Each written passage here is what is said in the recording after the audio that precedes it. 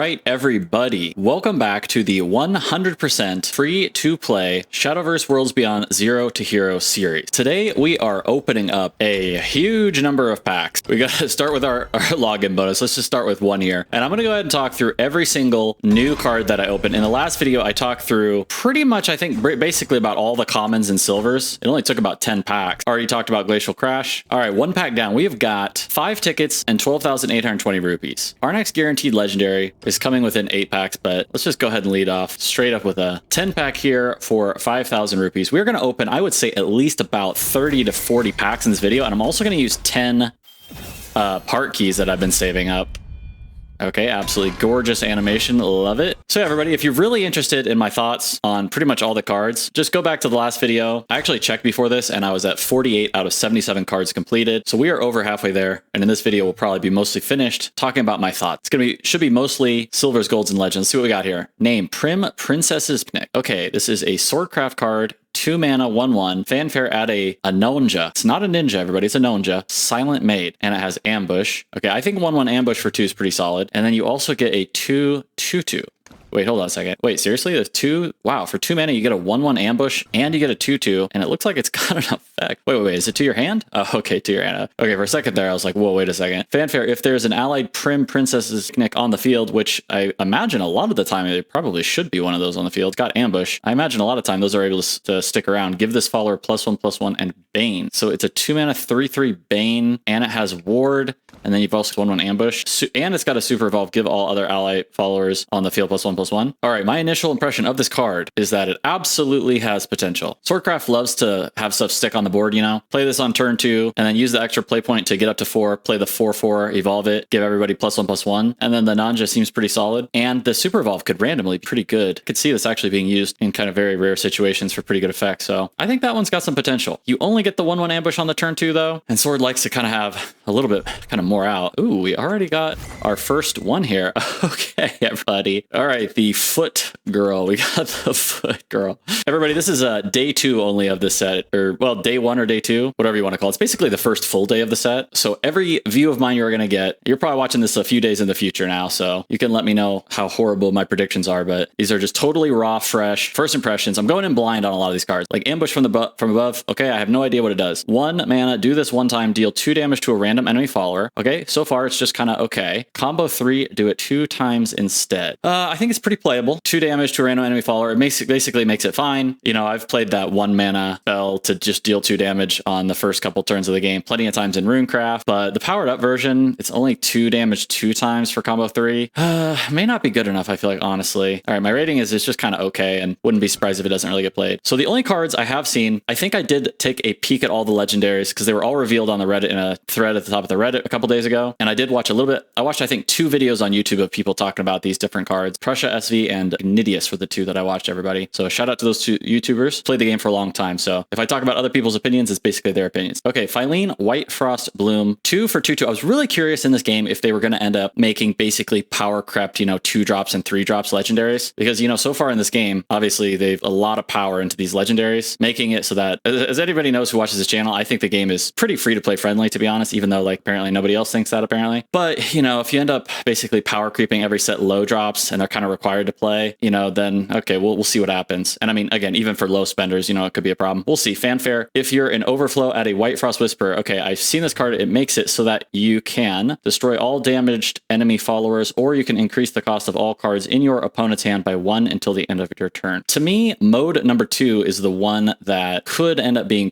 actually pretty crazy. You can stave off an Orcus for another turn. That's absolutely massive. And yeah, again, this is only on overflow, so can't stop, these early crazy 5 drops. Alouette, Anagrea, the 4/4 from Swordcraft. I'm going to talk about those cards a lot. Those are kind of my baseline cards I compare everything against. I think its name is Zirconia, so it doesn't do anything about those, but you can stop, for example, Orcuses. Even like on turn 10, I guess I wouldn't be able to get like a ruler victory with Runecraft, slow their Orcus down by a turn. So I'm pretty sure one of the other YouTubers said this is basically going to be a pretty much guaranteed 3 of in basically every Dragoncraft deck. And it's got Bane, which is like totally ridiculous for a 2-drop. And it has a random evolve, deal 1 damage to all enemy followers. And because you can evolve it, and then you can use the White Frost Whisper to then destroy them all afterwards. Yeah, I'm guessing it's just going to be kind of mandatory, which is, I don't know, kind of unfortunate, I guess. I'm not a huge fan of like throwing the legendaries, but hey, you know, the game's got to make money, so whatever. It is what it is. And I guess I'm pretty happy to open one, actually, if it's going to be a basically forced guaranteed card that you have to have. All right, Seasoned Merman. I'm guessing this is going to be Dragoncraft. So yeah, every legendary I believe in the game I've at least read before coming in, and I think most of the golds, but the silvers and bronzes, I don't think I hardly saw any of them. So Fanfare summon 2 copies of Majestic Megalorca. Definitely not seen this card. 3/3 for 5/5, and these are these 2/2s with Rush that we've now seen, and Evolve, and you just get one more. Okay, I don't know. It's not like screaming out to me as being OP, but this is what I like to do with these cards. I like to kind of compare it to these other boogeymen of the format. All right, so let's go ahead and do it real quick. Okay, so against Anangrea, let's say they evolve the Anangrea. They've got a 6/6 and a 5/5. You're going to get a 5/5 and 3 2/2s. So you basically can just trade off 1 for 1. They got a little bit of extra value because of the spell boost, and they got to deal 3 damage. If you play this first, then Anangrea is pretty good against it. And Alouette, similarly, if you play this first, then they can just play the one that deals 3 damage to everything on the board, and they get to kill your whole board, and they would still have both of their guys left. So I'm going to say it's probably not good. Sadly, Premium Cleric of Crushing actually has a pretty cool animation. I like that. All right, we're probably going to get a gold here, and it's probably going to be new because I don't think we've opened a whole lot of golds yet. All right, Garden's Lure. It looks like a Forestcraft card, and is a Forestcraft card. Wow, I really like the art. It's so pretty on this thing. Animated, it's probably gorgeous. Fuse Forestcraft cards. Okay, I don't really know how this works. In hand lets you strengthen the card by fusing the specified card to it once per turn. I don't really know how this works. Like, is there a cost? Because on the gears, there's no cost. Draw a card. If you fuse to this card, draw 2 cards instead. If fuse this card. Okay, everybody, I'm sorry. I don't know how this works, so can't actually give an appraisal. Sorry, that is my inexperience with the game, but I will shout out the fact that I do remember hearing Prussia SV talk about that, and he said it was kind of unfair that Forestcraft was getting that card because it's already a pretty strong class. In fact, I think he said he thought it was the best class. As I mentioned before, ooh, Night Shadow Ninja Master. It's a premium, and I haven't actually seen it yet. Okay, this is cool. It's got Ambush, so it's just a giant 5-drop ambush guy. Ambush, I still think is really strong, actually. But what about just a plain 5-drop 4/5 ambush? Boy, with absolutely no other effects compared to all the other 5-drops in the game, I'm gonna guess it probably can't hang with everybody else. All right, 2 mana, Fairy Fencer, 2/2 Forestcraft, activates in hand. Whenever an allied follower super evolves, set the cost of this card to 1. Okay, is that all? When an allied follower super, this is such a weird effect. I feel like it's just a 2/2 for 2, and you have to specifically super evolve, and then it just becomes a 1/1, and then Fanfare, and you get a fairy in your hand. Well, right off the bat, baseline, I mean, it's just a 2/2 for 2, and you get a fairy. The activated hand is so random, so random. Super late in the game, you just reduce 1 cost of it. I feel like I could see it potentially being played as just a regular 2/2 for 2 and get a fairy. That seems all right, right? Nothing too crazy though. I think it's not going to be a game changer or anything. Gelt, the Intrepid Vice Captain. All right, it's got Ward. All right, Ward is the defender, right? Yes, it is. At the end of your turn, it's a 3/3 for 3 with Ward. So already I'm feeling like, okay, that's fine stats, and it's got a special ability. At the end of your turn, if there's a super evolved allied follower on the field, give all allied followers on the field. Whoa, holy moly. Y'all, I just said about how we're comparing these, right, against the Boogeyman cards. Well, one of my Boogeyman cards, in my opinion, in this game is the Swordcraft 4-drop 4/4 gold card that you evolve it and you get 2 1/1s, and it gives everybody +1/+1. Holy moly, if you could somehow follow this up.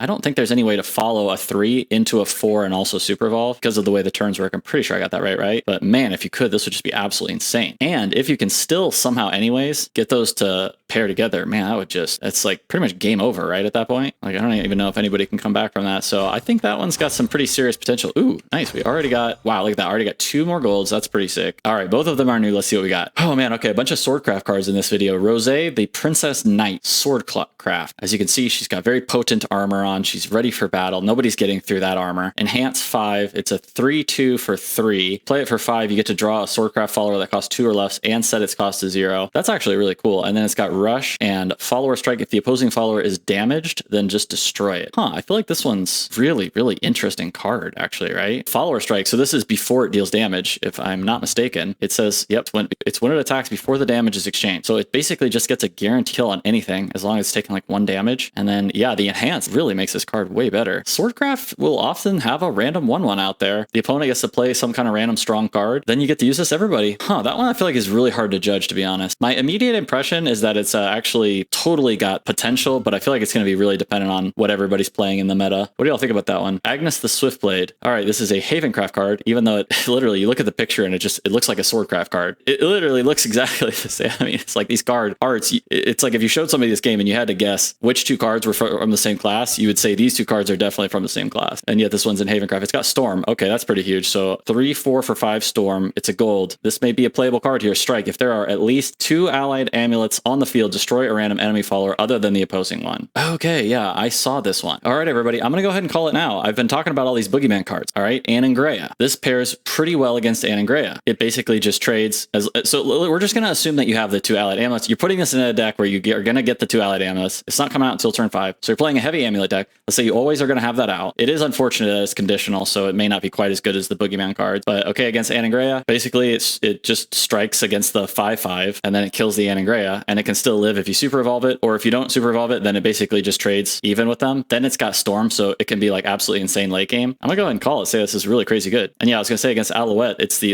exact same story. They play an Alouette, they evolve the Alouette, they get 2 really good dudes, play this in return afterwards, and you can either just trade it 1 for 1 by just trading the 2 off, and this thing will kill the 5/3 if they're playing 5/3, and then if they're playing a 4/4, you can't quite do it. So then you just have to spend the evolve point, and they had to spend the evolve point on the Alouette. I'm thinking that one's maybe competitive with some of those. Talked about 2/2 in the last video. Maybe this is I'm going to call this maybe an underrated card, this 2. Actually, I think it may see some play, basically building up to like a big finisher turn. There's the regular ninja. So yeah, again, if you like this style of video, the very heavily kind of long-winded format of these talking really through everything with these cards, you can go check out my last one if you want to hear about all my thoughts, all the commons and stuff. Bronzes and silvers. Okay, Excella Nocturnal General. Okay, Abysscraft. I did see this one also. It's a 4-mana 1/3, and it's got Storm. Fanfare, give this follower plus X plus 0. X is the number of other allied followers on the field, and deal 2 damage to your leader. I think it was Ignidius, or maybe everybody basically that I listened to was basically saying, you know, why do all these cards have to have deal 2 damage to your leader? It's like they're not even really as good as other cards in the game, and yet you still have to hurt yourself in the process. So you're basically playing cards that are potentially not as good as your opponents, and you're hurting yourself in the process. It's like if you're going to deal 2 to your leader, I feel like the card should be like pretty darn good. Now, with that said, everybody, I actually think, so I'm assuming with Abysscraft, you're going to have, it's like every class in this game, I feel like they basically try to push 2 archetypes.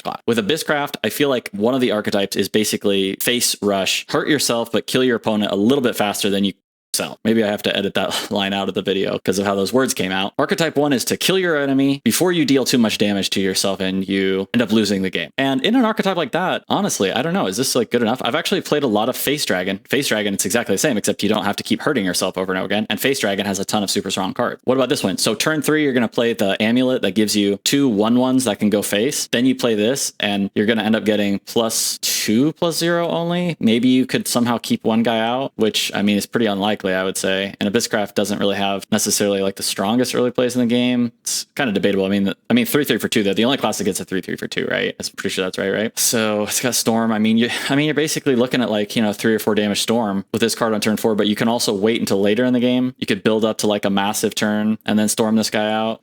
Well, basically whenever that archetype ends up becoming good enough to actually use and people use it, well, that's going to be one of the cards that's going to be probably essential to that archetype, I would say. All right, Immaculate Adjudicator. But I wouldn't say that it's not OP or anything. If that archetype ends up being good enough, then the card will be played, probably. I'm having a hard time seeing that archetype actually working out, to be honest, though. All right, Fanfare. Select an enemy follower on the field and banish it. That's pretty interesting. Okay, once again, we have for 5 mana. I'm actually going to go ahead and call it right now. I actually think this card seems totally playable. I'm going to keep saying the same thing. What are the boogeyman cards? Okay, you got Alouette. If they evolve the Alouette, they've used an evolution point. You put this in play, you get to use your evolution point. This becomes a 6/6, and so then you're going to be left with this, and they're going to be left with nothing. And this guy will just take a little bit of damage. Same thing against Anangrea. They play the Anangrea, and it's exactly the same story. You don't even have to evolve this. You just banish their Anangrea, and that's it. And you've got a favorable trade. I think this card actually seems really good. What do y'all think about Immaculate Adjudicator? And I wonder what people are saying about that card. All right, jumping straight into another 10-pack. Whoa, look at that. Whoa, 1, 2...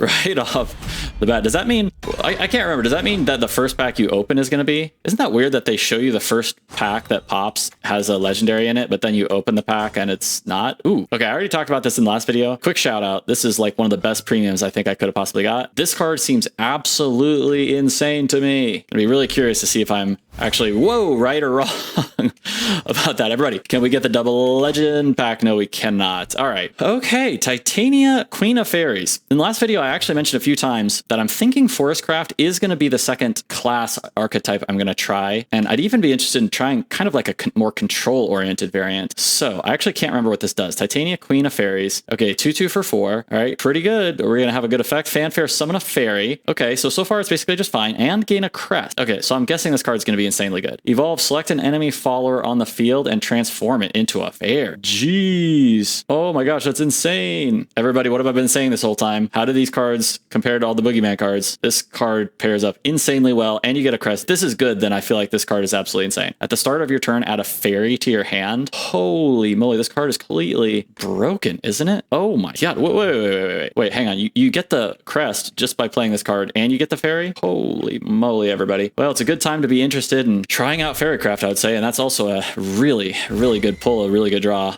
Okay, card. I'm pretty sure that's the card that everybody was complaining about before the set came out, right? Isn't this the completely broken Portalcraft card? Which, of course, yeah, Portalcraft needed this. Fanfare, select an artifact follower in your hand that costs 5 or less and summon an exact copy of it. Super Evolve, give this follower can attack 2 times per turn. Oh, everybody. Absolutely broken, I'm pretty sure, right? If you've probably played against that by the time this video comes out, heard anyone talk about it, I'm pretty sure everybody thinks it's broken, and I am fine with that opinion. Let's all just join hands and hate Portalcraft together, all right? I'm with you. All right, select a card in your hand. This is a 6 mana Dragoncraft spell. Select a card in your hand, reduce its cost by 2, and deal 3 damage to all enemy followers. All right, yeah, I saw this, everybody, before the set came out. I really don't think it's good. 3 for 6 mana. It's not good enough. Select a card in your hand, reduce the card by 2. It's just not a good enough, in my opinion. I'll still probably try it out. I'm totally happy to be wrong about that card and see that it somehow finds a use. But again, everybody, my measuring stick that I use for all these cards, my ruler for this, I already talked about that one last time. Actually, I think it's really good. Band of Battle Princesses. My measuring stick is things like Anangrea, Alouette, the 4/4 that becomes a 6/6 and gives you 2/2s in Swordcraft. Ooh, I'm actually really happy to get 2 Enchanting Perfumers already. Card also seemed absolutely crazy to me. Not like totally broken, but I'm definitely gonna try it out. So yeah, that Dragoncraft card, it's like, okay, you deal 3 to everything. They don't care.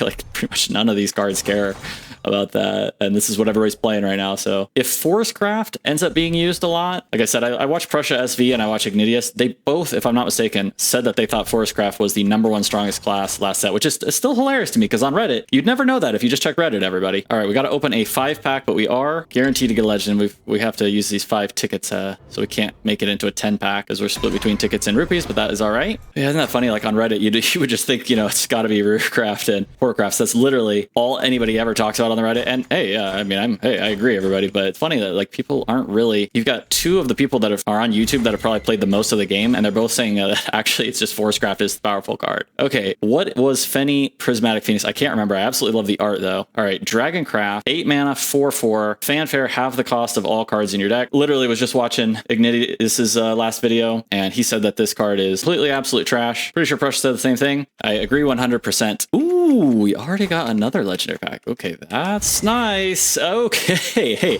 Ooh, I'm actually really happy to open Odin. Oh, I feel like this is going to be such a tough one to actually rate how good it is, though. Fanfare, select an enemy card on the field and banish it, and it's got Storm. Everybody, I played Runecraft pretty much all month long. I feel like this is a card I was kind of missing in the Runecraft deck. Couldn't really close out matches, even when I had like complete control of the game. I just couldn't close the matches out because I just needed a little bit more direct damage, and I feel like this might kind of do it. And once again, how does this pair against things like, this is 7-drop. It doesn't really make sense, but hey, randomly, they throw an Alouette randomly out. Even just a lot of other random cards that are just running around. I feel like this pairs pretty well against a lot of stuff in the game right now. So then it's got Storm. It's going to close out matches. I'm going to go ahead and call it right now. A lot of games are going to be won by bringing out Odin. Also, if you wanted to play like face Dragoncraft, which I've actually played a lot of, I feel like this card is like kind of insane in face Dragoncraft. Oh my god, are you kidding me? Wait, are you kidding me? Guys, I just got 3 legendary in a row.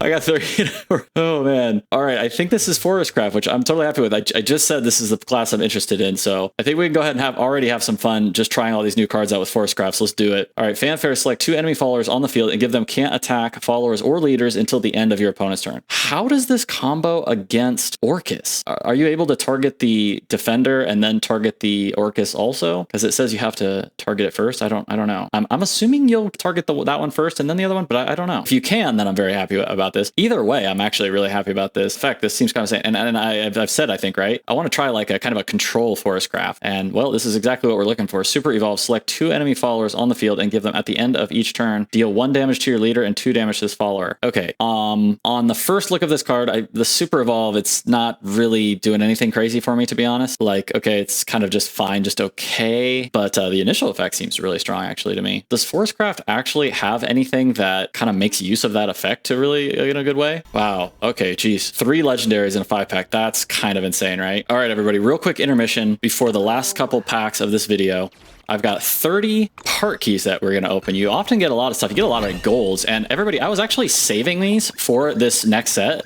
And I was kind of wondering like how these are going to actually work. If you're going to get like, if it's going to update. And okay, of course, yes, it did. 150 vials is solid. And we got a Carnelia, Ember of Darkness. Talked about this in the last one, but long story short, I feel like it's basically a strict upgrade from the current 2-2 they play, right? All right, so everybody, pro tip, save your part keys for the new set once you're done opening cards. Okay, we got a demonic call. Oh my gosh. Are you kidding me? Oh my God, it's my second legendary I've ever got from a part.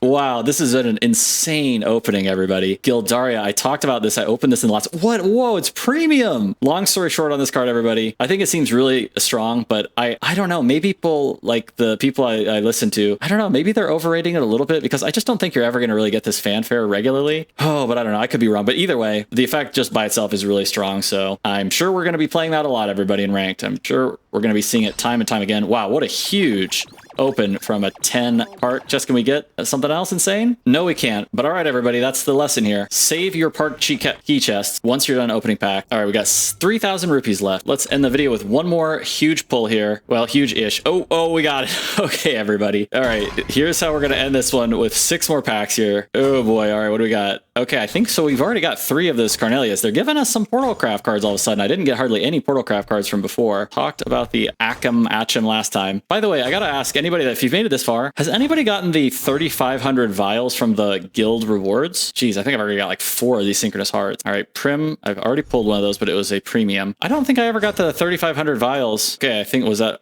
already 3 of that card as well. That's kind of funny. Did anybody already get those 3,500 vials yet? I actually made a note of how many vials I had because I was actually going to make a post about it. And then the Reddit moderators wouldn't let me post because I included a link to my YouTube on it. I guess that's why. All right, everybody, here it comes. The conclusion of my first huge opening session for the set. We will have one more really big opening session, I think. Oh my gosh. Oh, I talked about this in the last one, everybody. I now have gotten 2 of these. I definitely would have preferred to get the other Runecraft Legend. I think the other Runecraft Legend is absolutely insane. Like insane. I think it's gonna be like one of the strongest cards, which I will happily accept as a Runecraft player. This one to me does not seem quite there. I'm definitely gonna play it. I'm definitely gonna try it out. By the way, everybody, I played a ton of Earthright Runecraft, Hybrid, Spell Boost. I'm gonna play a ton more this month. So consider subscribing if you're into that kind of play style. I'll be bringing a lot of lobby tournaments and things like that. I'm gonna try basically every flavor of Runecraft. And to be honest with you, I'll probably even try this card out and just in Spell Boost just to see. I like to have fun. I like to try the cards out and see. But overall strength level, I mean, I'm totally happy to get 2 of them. Like okay, I'm good to go. That's my Runecraft cards. Now I just have to craft 3 of the other legendary and I'm good to go. But yeah, I mean, just my initial impression of this card is it's just not really that great. Let's see if we can get any other final crazy open in my last, I think, 2 packs here. Thanks everybody for all the support and everything. Okay, that's it. All right, that is it for now. We will come back with another huge opening video probably in about 2 weeks probably, or I may just trickle them out 10 at a time for those interested in watching some more pack openings. For me, this is still day 1, and I'll just show you where we ended up so far in Infinity Evolved. 66 out of 77 collected. All right, and we've got already 10 legendaries that we've gotten. 1 out of the park chest. Pretty good so far, actually. And that was all just from save resources from last month. So we still got a month and a half to open a lot more. And then we'll do some crafting, everybody. And we are definitely going to have some fun with several different decks this month instead of just Runecraft all the time, everybody. I still think Forest Craft is up first. I think probably Face Dragon is going to be my other one. And we'll see what else. I think Abyss Craft is going to be kind of my guilty pleasure deck that maybe not so strong, but looks really fun and I'd really like to play it a lot. So, all right, that's it. See ya.